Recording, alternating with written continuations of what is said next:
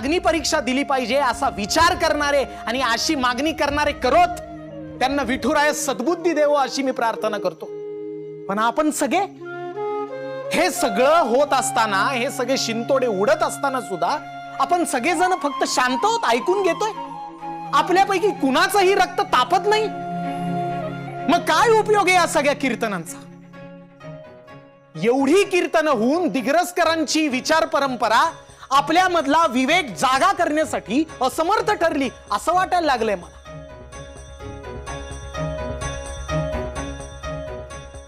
आणि पुढचा मुद्दा आला तिच्या चारित्र्याच्या शुद्धतेचा.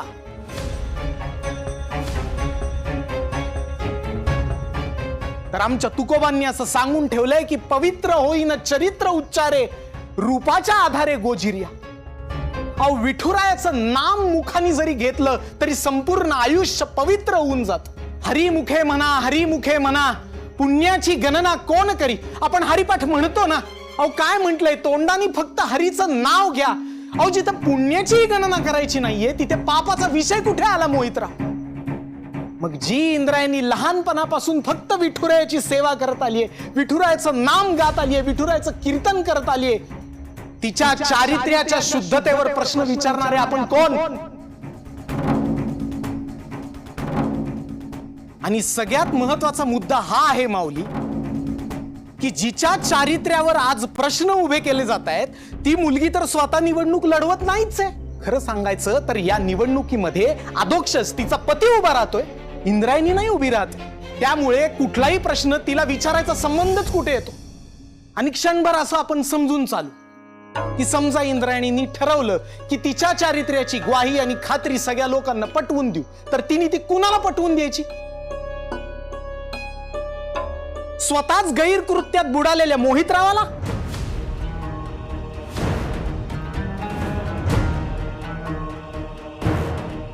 का तिच्या चारित्र्याची रांगोळी घराघरांच्या भिंतीवर रेखाटणाऱ्या हीन प्रवृत्तीच्या माणसांना?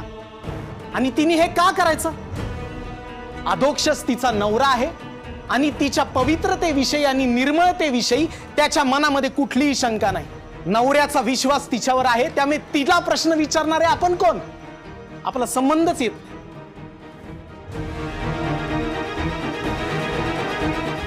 आपली इंद्रायणी सगळं निर्मळ करून टाकते, पण तरीही ज्या माणसांच्या मनामध्ये तिच्याविषयी शंका आहे त्यांनी स्वतःच्या मनातला मळ धुवून काढण्याची गरज आहे. आणि खर तर मुद्दा असा आहे की इंद्रायणी निवडणुकीला उभी नाहीये, तिचा नवरा निवडणुकीला उभा आहे. आणि ज्या एका घटनेवरून आपण इंद्रायणीच्या चारित्र्यावर कुठलाही विचार न करता शिंतोडे उडवतोय आणि तिच्या चारित्र्याचे वाबाडे काढतोय, त्या घटनेमध्ये आणखीन एका व्यक्तीचाही सहभाग आहे. त्या व्यक्तीचं नाव गोपाळ दिग्रसकर.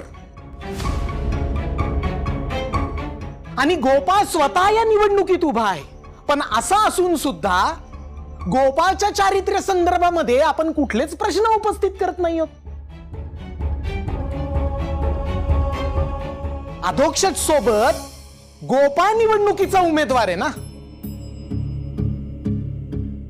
मग त्याला त्याच्या चारित्र्याची परीक्षा द्यायला आपण कुणीच भाग पाडत नाही आहोत. आपण सगळे प्रश्न फक्त इंद्रायणीला विचारतो. जसे आपण इंद्रायणीला प्रश्न विचारतोय त्यातला कुठलाच प्रश्न आपण गोपाळला विचारत नाही आहोत. कारण इंद्रायणीसाठी जसा गोपाळ परपुरुष आहे तसा गोपाळसाठी सुद्धा इंद्रायणी परस्त्री आहेच की. पण गोपाळला तो पुरुष असल्यामुळे या सगळ्यातनं सवलत आहे असा अर्थ होतो. माऊली, शतकानुशतक वर्षानुवर्ष आपण समाज म्हणून असेच वागत आलेले. महाभारतात सुद्धा द्यूत सभेमध्ये द्रौपदीच्याच साडीच्या निरीला हात घातला गेला. द्रौपदी तर द्यूत खेळली नव्हती, पण वर्षानुवर्ष आपण स्त्रियांवर अन्याय करत आलेलो. समाज म्हणून आपण जरा सुद्धा बदललेलो नाही, सुधारलेलो नाही. स्त्रीला स्वतःचा सन्मान मिळेपर्यंत अजून अशा किती द्रौपदींचा बळी आपण घेणार आहोत याचा विचार करण्याची आता वेळ आलेली.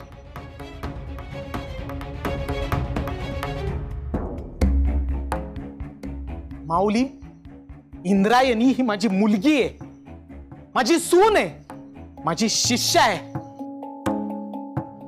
आणि सगळ्यात महत्वाचं म्हणजे दिग्रसकरांच्या कीर्तन परंपरेची ती वारसदार आहे.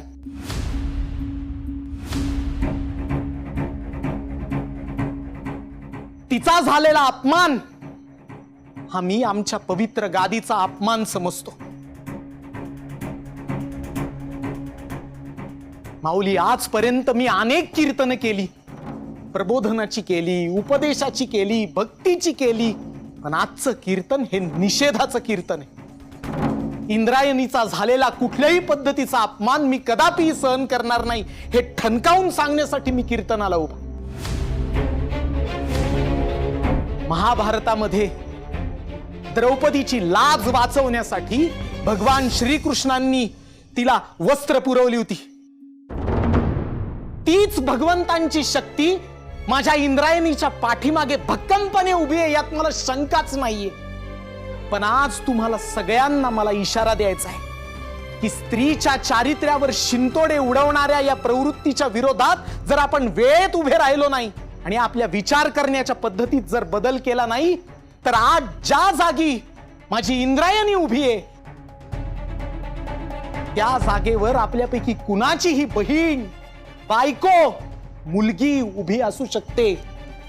आणि ही परिस्थिती टाळण्यासाठी आपण आपल्या विचार करण्याच्या पद्धतीत बदल केला पाहिजे.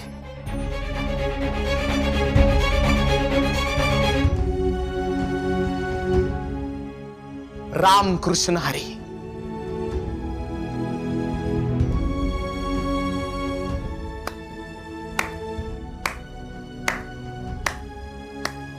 वाह व्यंकट महाराज, वाह क्या बात है. हा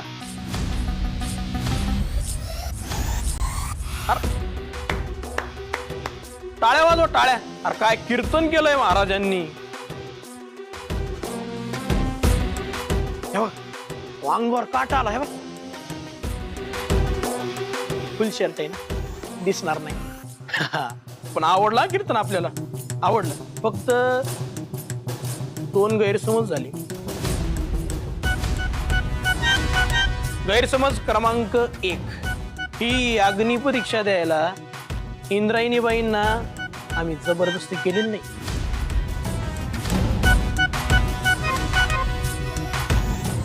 गैरसमज क्रमांक 2, ही जी काही अग्नी परीक्षा आहे ही इंद्रायणीबाई स्वतःच्या मर्जीनं देत आहे.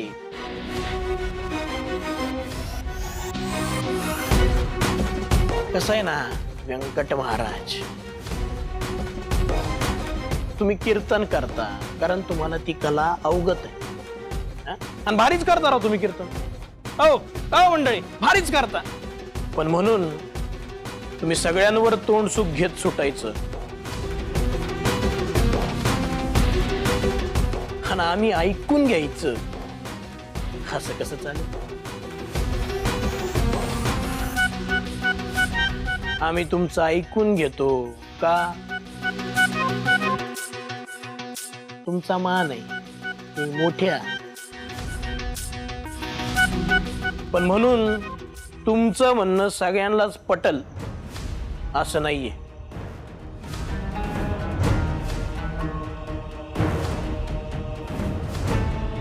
मोहितराव,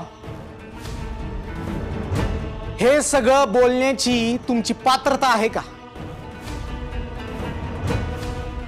अर्थात असा विवेकी विचार करण्याचा आणि तुमचा तसा काही अर्थार्थी संबंध नाही. पण जो स्वतः चुकीचं वागतो त्याला दुसऱ्याची अग्नी परीक्षा घेण्याचा अधिकार असतो का? अहो, हे असं बोलताना जनाची नाही तर निदान मनाची तरी लाज बाळगा. मोहितराव, इंदूचं नाव घेण्याची तरी योग्यता आहे का तुमची?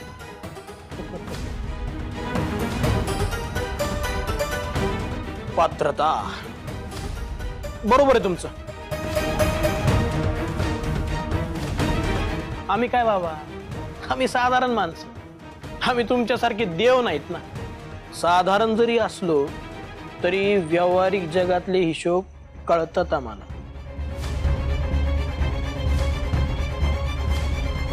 आता हे अधोक्षज महाराज निवडणुकीला उभे आहेत. अहो भावी सरपंच होणार आहेत, उद्याचं नेतृत्व आहे ते. लहान पोरांसाठी आदर्श आहे. आता त्यांची स्वतःची बायको रात्रभर पुन्हा दुसऱ्यासोबत दिसते.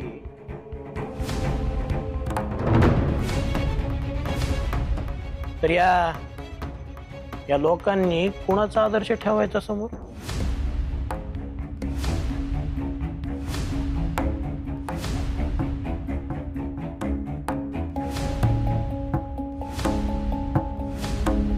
मोहितराव, लोकांसमोर काय आदर्श ठेवायचा याची काळजी तुम्ही करू नका, पण लोकांच्या डोक्यामध्ये हे अग्नी परीक्षेचं खूळ तुम्ही भरवलंय हे मला पक्क माहिती आहे. खूळ? अग्नी परीक्षेचं खूळ? नाही अधोक्षज महाराज, नाही, आम्हाला बोलायचं नव्हतं, पण आता बोलावं लागतंय. आणि हे बघा व्यंकट महाराज, इंद्रायणीबाईंना जर अग्नी परीक्षा द्यायची नसल तर आमची काही हरकत नाही. काही हरकत नाही.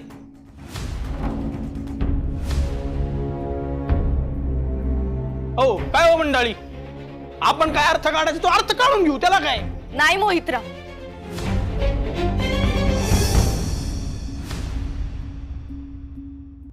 मी किती स्वच्छ चारित्र्याची आहे हे मला, माझ्या नवऱ्याला, माझ्या घरच्यांना आणि गावातल्या अनेकांना माहिती.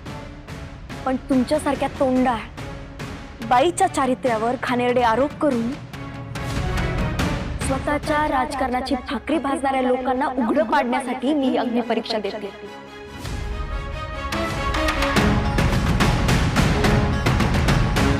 माझा विठुराय माझ्यासोबत आहेच. आणि राहिला प्रश्न माझ्या नवऱ्याचा, नीट ऐका, ही निवडणूक तर अधोक्षज अंताजी दिग्रस करत जिंकणार.